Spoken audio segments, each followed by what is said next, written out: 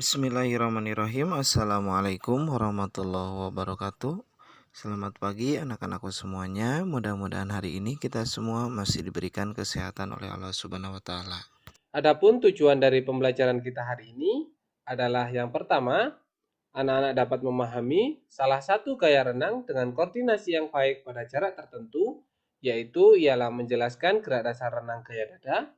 Yang kedua, anak-anak dapat mempraktekkan salah satu gaya renang dengan koordinasi yang baik pada jarak tertentu, yaitu melakukan gerak dasar renang gaya dada. Pada pembelajaran hari ini, kita akan belajar tentang gerak dasar renang gaya dada. Ada gerak dasar apa aja yang terdapat pada renang gaya dada? Yang pertama adalah gerakan meluncur, yang kedua adalah gerakan kaki, yang ketiga adalah gerakan lengan, dan yang keempat adalah pernafasan, dan yang terakhir atau yang kelima adalah posisi tubuh. Kita hari ini akan belajar tentang 5 gerak dasar ini, dan kalian juga dapat mempelajari pada buku paket PJOK kalian, yaitu pada halaman 130 sampai dengan 135.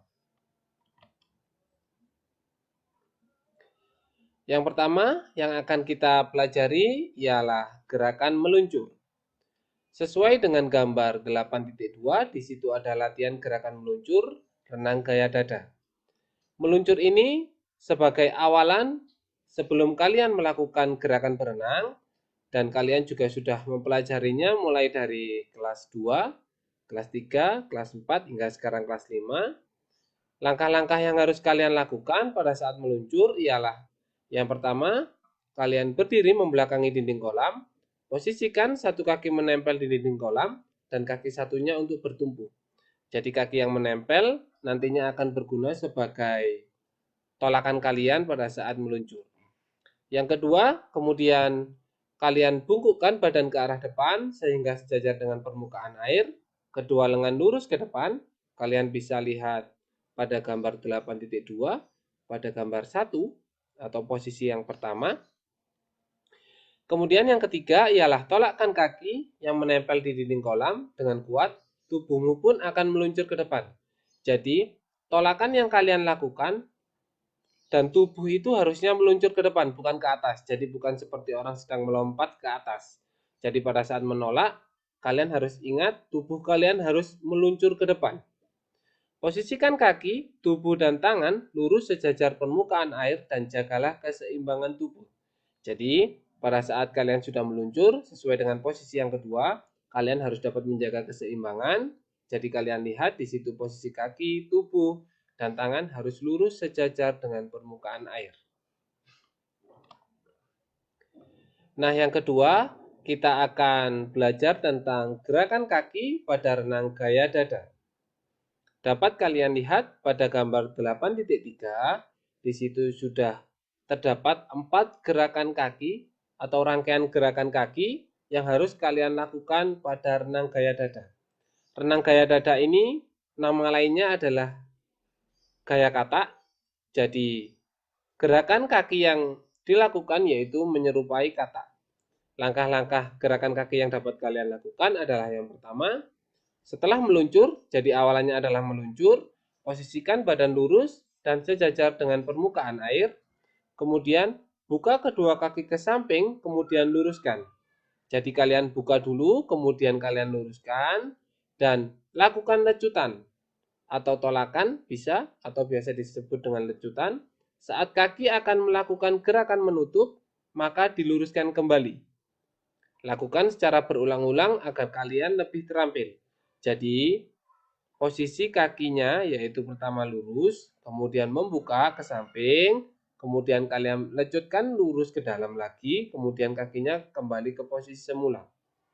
Itu adalah gerakan kaki yang harus kalian lakukan pada renang gaya dada. Selanjutnya, kita akan belajar tentang gerakan lengan. Dan langkah-langkah dalam gerakan lengan ini ialah berbeda dengan gaya bebas ataupun gaya punggung, karena lengannya ini langsung dilakukan dengan kedua lengan kalian bergerak secara bersamaan. Jadi langkah-langkahnya yang pertama ialah setelah meluncur, kalian buka kedua lengan dan kepala sejajar permukaan air. Kemudian tariklah kedua lengan ke sisi samping bawah. Kalian lihat posisi nomor 4. Jadi kalian tarik ke posisi samping bawah. Kemudian saat sudah berada di bawah dada, bengkokkan kedua siku dan dorong air ke belakang. Jadi ini seperti kalian mengobek. Kemudian saat melakukan gerakan lengan dan tangan, kalian harus ingat anak-anak, jari-jari tangan harus selalu rapat. Ini adalah salah satu langkah untuk kalian mendapatkan dorongan di dalam air. Apabila jari-jari kalian terbuka, maka kecepatan dan laju berenang kalian akan melambat. Bisa kalian lihat atau kalian juga amati pada gambar 8.5 yang sudah saya sajikan. Selanjutnya, setelah kita belajar tentang gerakan awalan meluncur, gerakan kaki, gerakan lengan, dan berikutnya adalah gerakan pernafasan. Bagaimana sih pernafasan yang harus kalian lakukan dalam renang gaya dada? Ingat anak-anak, dalam berenang, gaya apapun itu, pernafasan dilakukan bukan melalui hidung, tapi melalui mulut. Jadi, pernafasan dalam renang sangatlah penting. Jika teknik pernafasan yang dilakukan dalam renang salah, maka dapat berakibat gerakan akan melambat dan tenaga akan cepat habis. Jadi, kalau kalian salah dalam melakukan gerakan pernafasan atau teknik pernafasan, maka gerakan yang kalian lakukan mulai dari lengan sampai kaki akan tergesa-gesa, sehingga tenaga kalian juga akan cepat habis. Posisi pada saat mengambil nafas, kepala harus berada di atas permukaan air. Kalian lihat pada gambar 8.7 pada posisi yang pertama, posisi 1. Hal ini dilakukan pada saat tangan mendorong air ke belakang sehingga tubuh akan terangkat ke atas. Jadi pada saat tangan kalian ada di bawah, itu adalah sebagai acuan atau tolakan untuk mengangkat tubuh kalian ke atas. Sehingga posisi kepala kalian berada di atas permukaan air. Dan pernafasan ini dapat kalian lakukan setiap 2 atau 4 kali gerakan lengan. Jadi, salah satu penilaian pada saat kalian melakukan renang gaya dada adalah teknik pernafasan ini. Ketika kalian melakukan gerakan renang gaya dada, maka pernafasan harus kalian rutin lakukan setiap 2 atau 4 kali gerakan lengan. Jangan sampai setelah 2, kalian melakukan 3 kali gerakan lengan, baru mengambil nafas. Jadi kalau sudah 2 kali gerakan lengan mengambil nafas, maka berikutnya juga 2 kali. Sampai gerakan berikutnya juga 2 kali. Jadi tidak boleh setelah 2, kemudian 3, 1, seperti itu tidak boleh. Dan yang terakhir adalah posisi tubuh pada saat kalian melakukan renang gaya dada. Dapat kalian lihat pada gambar 8.8, di situ posisi tubuhnya ialah lurus, sejajar, posisi kaki, posisi tangan, dan posisi kepala harus sejajar dalam permukaan air.